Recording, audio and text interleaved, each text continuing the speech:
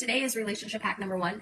And what we're going to do is we're going to talk about a relationship with your children. So your children, they look up to you, they love you, even when they don't show it, you are their entire world.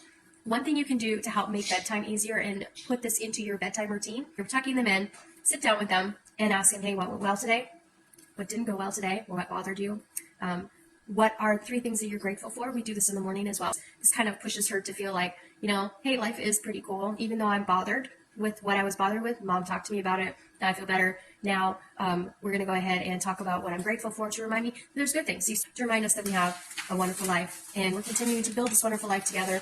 And it really does build confidence in your child when you listen to them. It really, really does build confidence in your child when you listen to them and you want to hear what they're thinking, what's going on in their life.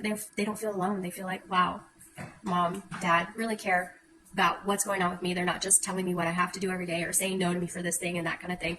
They realize they're part of that family and they're a very important part of the family. So it really does help build that confidence and it reassures them that they're loved. And then finally I say, is there anything else you want to talk to me about? And these kind of things really help to strengthen your relationship. Now imagine when they're 40 and still calling you and saying, hey Mom, this is what happened today.